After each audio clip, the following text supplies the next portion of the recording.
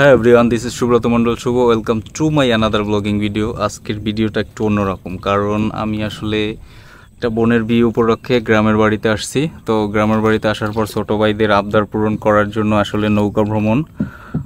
জানি না আপনাদের কার এলাকায় এরকমভাবে নৌকায় ঘোরা যায়, বাট আমাদের গ্রামটা এতই সুন্দর যে রাস্তাঘাট, সাথে ছোটোখাটো নদী, ইভেন যে কোনো ধরনের সবজি বলেন। দেখেন আপনারা ক্যামেরায় কতটুকু দেখা যাচ্ছে জানি না, কারণ আলো স্বল্পতার কারণে একটু অন্ধকার, কারণ আমরা সন্ধ্যার ঠিক আগ মুহূর্তে বেরিয়েছি, যে কারণে আসলে চারপাশের ভিউটা ঠিক মতো আসতেছে না লো লাইটের কারণে।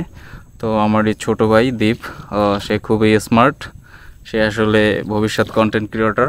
তার খুব ইচ্ছা বিভিন্ন রকমের কন্টেন্ট বানানো। এই গাছগুলো আপনারা আসলে চিনতে পারেন কি না, বরিশালের ভাষায় কেউ বলে কলা গাছ, আবার অনেকে বলে বরক গাছ, জানি না আপনারা কে কী বলেন।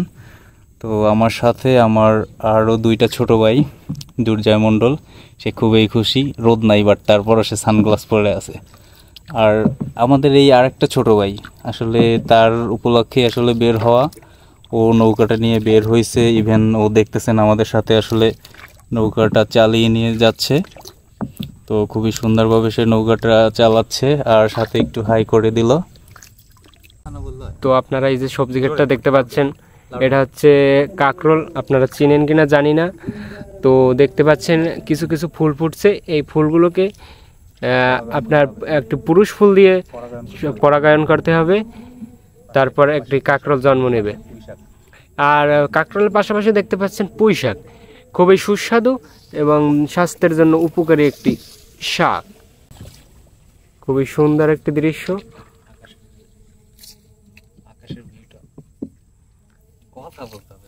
সন্ধ্যার জন্য আলো কম, এর জন্য একটু ভিডিওটা খারাপ হতে পারে, তো দেখতে থাকুন।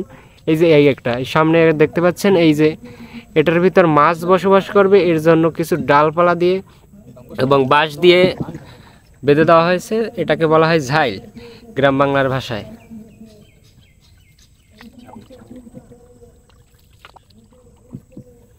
তো আমাদের সাথে থাকুন।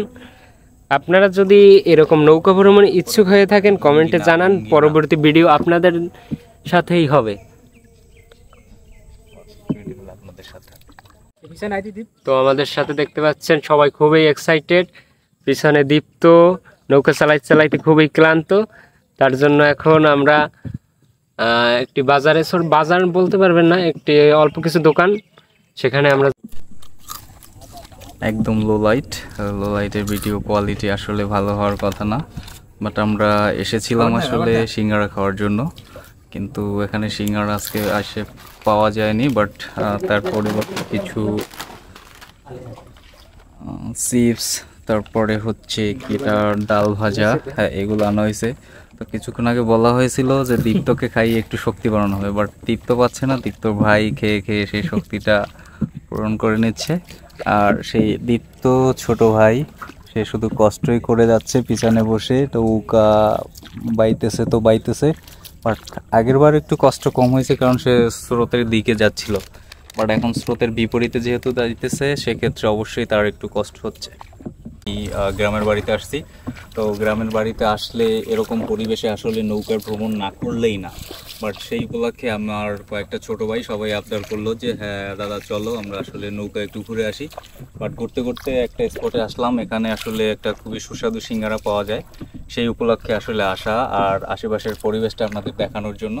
বাট এমনই দুর্ভাগ্য যে আসলে এসে আমরা সেই সিঙ্গারাটা পাইনি। বাট কী করবো, সিঙ্গারার পরিবর্তে কিছু যেমন চিপস, তারপরে প্রাণ ডাল, এই টাইপের কিছু ফাস্ট ফুড টাইপের জিনিস, এইগুলো আসলে ঠিক ফাস্ট ফুডও না, ফাস্ট ফুড বললে ভুল হবে। আর যেহেতু গ্রামে আসছি, গ্রামীণ কালচার আসলে লুঙ্গি, সেই গ্রামে এসে লুঙ্গি না পরলে আসলে লুঙ্গির ফিলটা পাওয়া যায় না। বাট আপনারা দেখতে পারতেছেন আসলে আমি এই মুহূর্তে একটা লুঙ্গি পরে আসি। লুঙ্গিটা আসলে গ্রামীণ পোশাক, তার মধ্যে খুবই কমফোর্ট জোন। এটা পরলে আসলে লুঙ্গি যারা ব্যবহার করে তারা আসলেই জানে যে লুঙ্গিটা কতটা কমফোর্ট, যে কারণে বাড়িতে আসছি বলেই আসলে লুঙ্গিটা পরা। ঠিক বাড়ির বাইরে গেলে আসলে লুঙ্গিটা তেমন একটা পরা হয় না, বা রুমের মধ্যে বসেই পরা হয়। বাট তারপরে যেহেতু এলাকায় আসলাম, সেক্ষেত্রে আসলে লুঙ্গি পরেই বের হয়ে গেলাম। তো আপনারা আসলে প্রাকৃতিক পরিবেশগুলো দেখতে থাকেন।